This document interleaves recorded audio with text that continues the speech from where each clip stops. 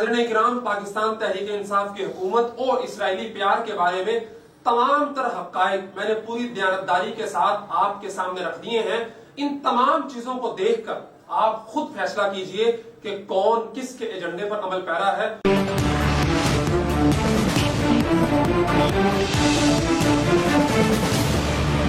अस्सलाम वालेकुम नाजरीन, मैं हूं अमार खान यासर और आप देख रहे हैं जूम मीडिया।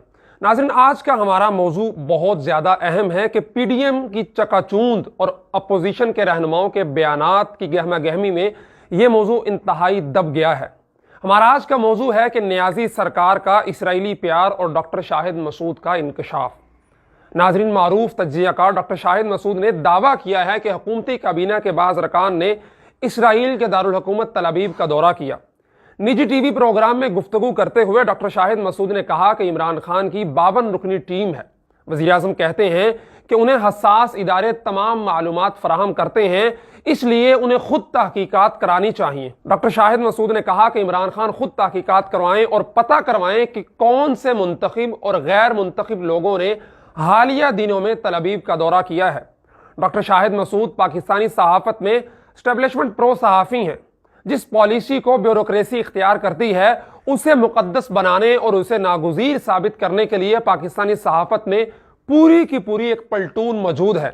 नाज़रीन, साबिर शाकिर, मुबश्शिर लुकमान, कामरान खान से लेकर समी इब्राहीम तक नौकरशाही के नज़रियाती मेमने और मैसरे होते हैं।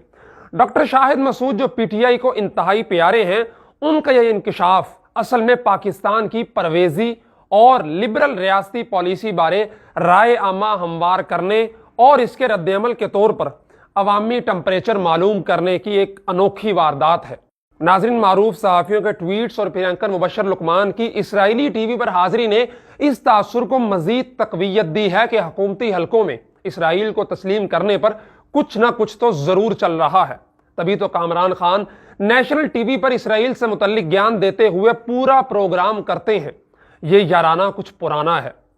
मुशर्रफ दौर में अंकारा में तुर्की ने खुफिया तौर पर पाक इसराइल वज़राए खारजा मुलाकात का एहतमाम करवाया, जिसका मकसद यकीनन मुस्तक़बिल करीब में पाक इसराइल ताल्लुकात की बहाली था। एक चीनी खबररसां अदारे ने रिपोर्ट किया कि 2005 में पाकिस्तानी और इसराइली वज़राए खारजा ने पहली बार मुलाकात की।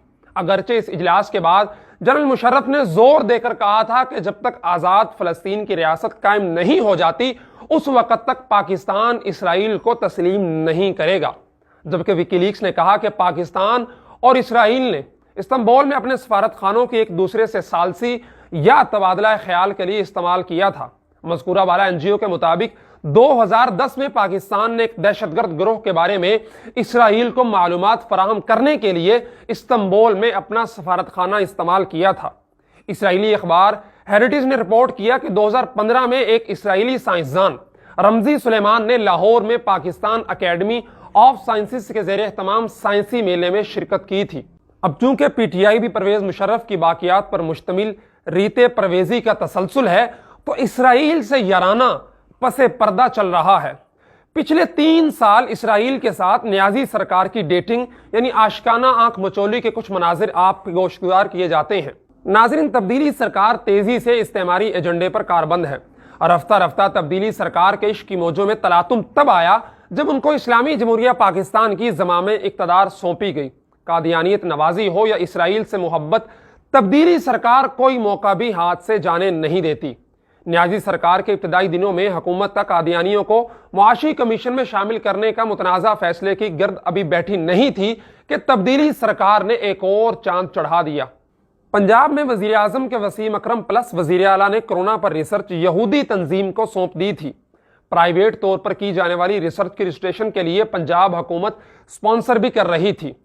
महकमा स्पेशलाइज्ड हेल्थ केयर के बावसूख ज़राए ने बताया कि यह रिसर्च यहूदी मेडिकल सेंटर से करवाई जा रही थी, जबकि प्राइवेट डॉक्टर्स के जरिए होने वाली रिसर्च में हुकूमत सरकारी सतह पर हर तरह का ताउन कर रही थी।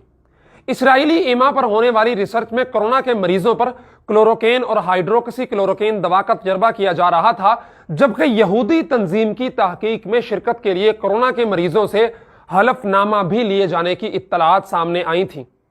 3 साल में तब्दीली सरकार की हुकूमत इसराइल से दोस्ती के लिए उतावली हुई जा रही है। مسلسل وقفے سے کوئی نہ کوئی اسرائیلی عشق کا جن بوتل سے باہر آ جاتا ہے، لیکن پاکستانی عوام کی شدید مزاحمت کی وجہ سے تبدیلی سرکار کو اپنی اس ناجائز محبت کو ہمیشہ چھپانا پڑ جاتا ہے۔ تبدیلی سرکار کا اسرائیل سے عشق بہت پرانا لگتا ہے۔ تبدیلی سرکار کا سابق سسرال اور موجودہ سہولت کار گولڈ سمتھ خاندان اسرائیل کا کنزرویٹو فرینڈ آف اسرائیل ہے۔ اس کا آسان ترجمہ دیرینہ دوست سے کیا جا سکتا ہے۔ تبدیلی سرکار کے پردھان منتری ایک پاکستانی نژاد برطانوی کے مقابلے میں اپنے یہودی سالے برادر نسبتی جیک سمتھ کی الیکشن کمپین چلاتے ہیں، جو اسرائیلی مفادات کے بارے میں بڑھ چڑھ کر کام کرتے ہیں۔ حکیم سعید شہید نے سب سے پہلے جاپان کی کہانی میں اس نامراد عشق سے پردہ اٹھایا تھا۔ پہلے پہل ٹاک شوز میں ریٹائرڈ دانشوروں سے اسرائیلی دوستی کے فوائد پر قوم کے مستقبل، یونیورسٹیوں کے طلبہ و طالبات کے سامنے لمبے چوڑے بھاشن دلوائے گئے تھے، لیکن یہاں پہ ہوشیاری یہ کی گئی تھی کہ یہ بھاشن ملکی دفاعی ادارے سے تعلق رکھنے والے سابق اہلکار سے دلوائے گئے تاکہ آزادانہ تنقید نہ کی جا سکے۔ یہیں پر ہی بس نہیں ہوئی، بلکہ ایک قدم آگے بڑھ کر قانون ساز ادارے پارلیمنٹ میں ایک غیر معروف پی ٹی آئی خاتون ممبر آسمہ حدید کی طرف سے یہودیوں اور اسرائیل کے حق میں تقریر کروائی گئی، جس میں یہودیوں سے دوستی کے فضائل کو مذہبی جواز فراہم کرنے کی ناکام کوشش کی گئی تھی۔ احادیث کی منچاہی اور غلط تشریح کی گئی تھی۔ اس کے بعد تبدیلی سرکار نے سمجھا کہ گراؤنڈ بن گیا ہے، اب فزیکلی قدم اٹھانا چاہیے، تو پراسرار طور پر اسرائیلی چارٹرڈ طیارے کو پاکستان کی سرزمین پر لایا گیا۔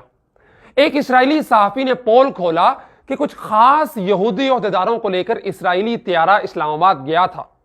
پہلے پہل تبدیلی سرکار نے انکار کیا، لیکن عالمی اور مقامی میڈیا نے تبدیلی سرکار کا یہ جھوٹ فوراً پکڑ لیا۔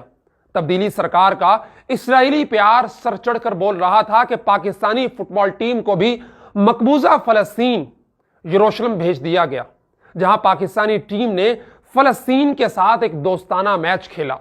17 کھلاڑیوں، کوچ اور دیگر آفیشلز کے ساتھ یہ ٹیم مقبوضہ فلسطین کیسے گئی؟ ظاہر ہے کہ وہاں جانے کے لیے اسرائیلی شرائط اور اسرائیل کا ویزا درکار تھا، جبکہ پاکستانی پاسپورٹ پر اسرائیل کے علاوہ ہر جگہ جایا جا سکتا ہے۔ یہ بھانڈا بھی تب پھوٹا جب ٹیم نے سوشل میڈیا پر بیت المقدس میں نماز جمعہ پڑھنے کی تصاویر جاری کی تھی۔ واضح رہے کہ یہ حیران کن سفر ان دنوں میں ہوا جب آسمہ حدید نے یہودیوں کے حق میں اسرائیل دوستی پر قومی اسمبلی میں تقریر کی تھی۔ اسرائیلی پیار کے قصے یہیں ختم نہیں ہوتے، بلکہ انہی دنوں اسرائیلی یہودی شہریوں کو پاکستان آنے کی اجازت دے دی گئی تھی۔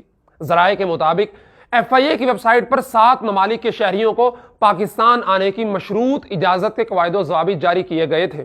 امیگریشن قواعد کی فہرست میں اسرائیل سمیت بھارت، بنگلہ دیش، بھوٹان، نائجیریا، فلسطین اور صومالیہ کا نام شامل کیا گیا تھا۔ خبر یہ تھی کہ امیگریشن قواعد کی آڑ میں وزارت داخلہ نے مبینہ طور پر اسرائیل کے شہریوں کو پاکستان آنے سے مشروط اجازت دے دی ہے۔ FIA کی ویب سائٹ پر 7 ممالک کے شہریوں کو پاکستان آنے کی مشروط اجازت کے قواعد و ضوابط جاری کیے گئے تھے، لیکن سخت عوامی رد عمل آنے کے بعد امیگریشن ڈائریکٹر FIA عصمت اللہ جنیجو نے ملبہ وزارت داخلہ پر ڈال کر اس کو ایک غلطی قرار دے دیا تھا۔ ناظرین، 3 سالوں سے مخصوص قبیل کے کچھ اینکرز کی طرف سے مسلسل اسرائیل کے ساتھ تعلقات کے فوائد و ثمرات پر دلائل دیکھنے میں آ رہے ہیں۔ یہاں تک کہ چند دن پہلے عمران خان نے کہا کہ پاکستان کو متحدہ عرب امارات سے سبق سیکھنا چاہیے۔ صرف پاکستانی اسٹیبلشمنٹ کے چہیتے صحافی ہی نہیں، بلکہ ان کے اسرائیلی ہم خیال صحافی بھی اس بابت انکشافات کر رہے ہیں۔ 1 ستمبر 2019 کے ایڈیشن میں 101 سال پرانے تل ابیب کے اسرائیلی اخبار ہیریٹیج کا کہنا ہے کہ وزیراعظم عمران خان اور ان کی حمایت کرنے والے فوجیوں نے انتہائی سینسرڈ میڈیا کو اسرائیل کے ساتھ تعلقات قائم کرنے پر بات کرنے کے حوالے سے غیر معمولی آزادی دے رکھی ہے۔ ناظرین، فروری 2019 میں کنٹرول لائن پر فضائی جھڑپ میں 2 بھارتی طیارے تباہ ہوئے تھے، جس کے بعد پاکستان نے پہلے بھارت کے 2 پائلٹ گرفتار کرنے کا اعلان کیا تھا۔ ایک پائلٹ بھارت کا ونگ کمانڈر ابھینندن تھا، جسے رہا کر دیا گیا۔ اس وقت کے پاک فوج کے ترجمان میجر جنرل آصف غفور اور پھر وزیراعظم عمران خان نے 2 پائلٹوں کی گرفتاری کا اعلان کیا تھا، جن میں سے ایک CMH میں داخل بتایا گیا تھا۔ تاہم بعد ازاں یہ بتایا گیا کہ ایک ہی پائلٹ حراست میں ہے۔ اس وقت تجزیہ نگار ظفر ہلالی نے دعویٰ کیا تھا کہ دوسرا پائلٹ جو گرفتار ہوا وہ دراصل اسرائیلی ہے، اسی وجہ سے اس معاملے پر خاموشی اختیار کر لی گئی ہے۔ ناظرین، یہ بات صرف ظفر ہلالی ہی نہیں بلکہ اس کے بعد متعدد دفاعی فورمز پر اس بارے خبریں گردش میں رہی تھیں۔ ان اطلاعات کا نقطہ آغاز 28 فروری کو ایک اسرائیلی انٹرنیٹ کارکن حنینہ نفتالی کی جانب سے شیئر کی گئی ایک تصویر بنی جس میں اسرائیلی اور بھارتی پائلٹ ساتھ ساتھ کھڑے ہیں۔ بھارتی طیارے مار گرائے جانے کے اگلے ہی روز یہ تصویر ٹویٹر پر شیئر کی گئی تھی۔ ناظرین، پی ٹی آئی کے ناقدین بطور خاص مولانا فضل الرحمان کے بیانیے کہ یہ حکومت یہودی ایجنڈے پر گامزن ہے کو ان تمام اقدامات سے تقویت مل رہی ہے۔ اس وقت اپوزیشن اتحاد کے سربراہ مولانا فضل الرحمان 2003 سے پہلے بھی پی ٹی آئی کے بارے میں ایسے دعوے بڑی شدت کے ساتھ کرتے رہے ہیں، جبکہ ڈاکٹر اسرار احمد مرحوم نے بھی اپنے ایک لیکچر میں اس تمام صورتحال کی طرف نشاندہی کی تھی۔ ناظرین کرام، پاکستان تحریک انصاف کی حکومت اور اسرائیلی پیار کے بارے میں تمام تر حقائق میں نے پوری دیانتداری کے ساتھ آپ کے سامنے رکھ دیے ہیں۔ ان تمام چیزوں کو دیکھ کر آپ خود فیصلہ کیجئے کہ کون کس کے ایجنڈے پر عمل پیرا ہے اور کون کیا کرنا چاہتا ہے۔ اجازت دیجیے اپنے میزبان عمار خان یاسر کو اور دیکھتے رہیے زوم میڈیا۔ بہت شکریہ۔